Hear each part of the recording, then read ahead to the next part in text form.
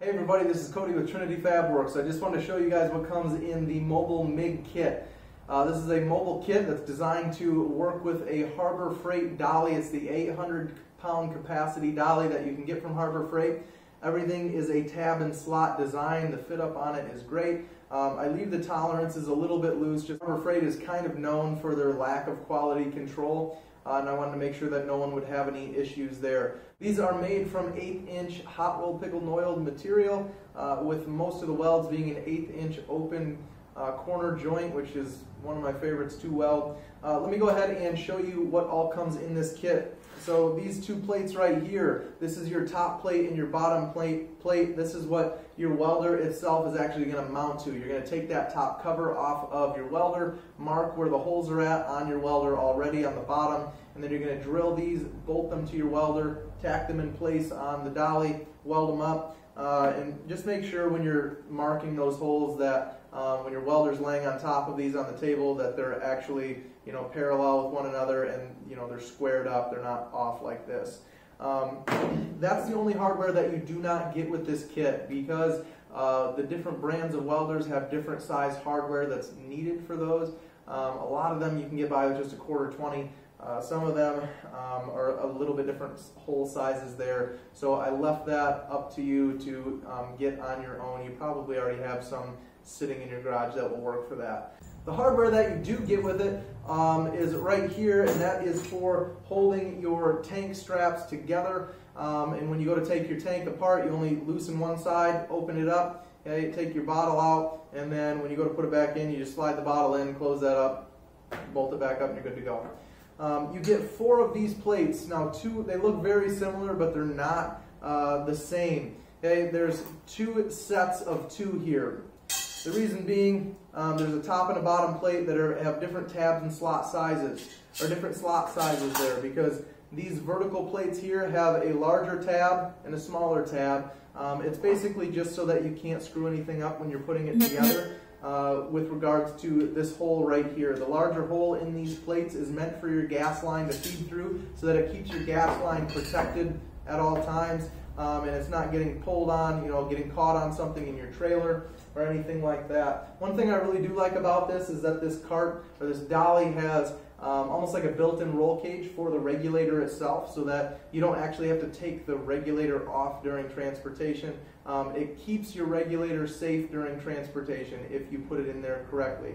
If it's a smaller bottle, that's not going to be the case. You'd have to keep that in mind. But since this one is the right height, that regulator fits in there just fine. These straps, okay, and this right here creates a 7.2 inch, just under 7 1/4 inch diameter, so it can fit a 7 in any bottle size that has a diameter less than 7.2 inches, which really accommodates most tanks from 40 to 125. I believe they're all the same diameter in that range. If you do have a shorter tank, say I wanted to put my 40 on here, I could have welded down further. There's one on the bottom that I don't think you can see in the video. You might be able to, and then there's one up top. If I was running a smaller tank, this is the same size tank I always run with this machine. If I was running a smaller tank, I could have welded this on shorter, and that gives me room up top to put one of the Milwaukee pack-out boxes or something else up top if I wanted to.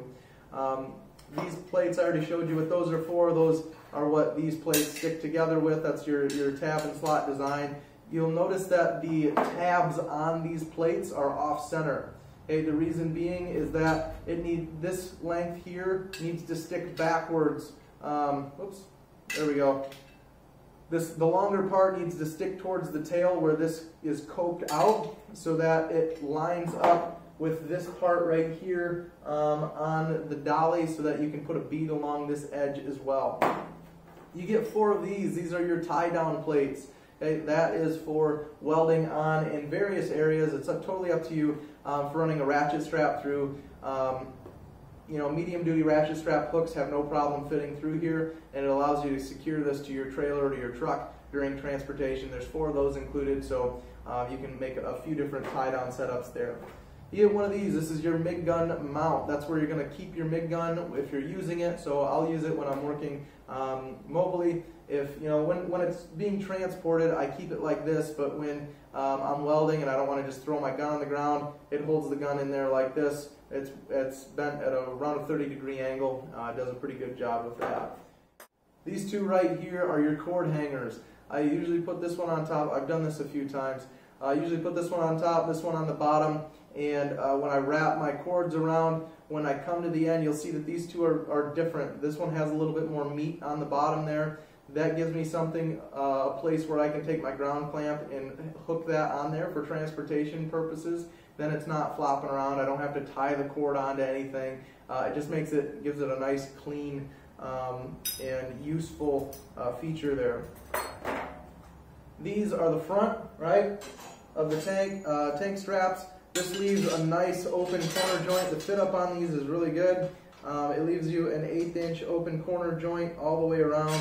Kind of hard to see, but it leaves a good fit up there for you to lay a nice weld on all the way around the top and the bottom.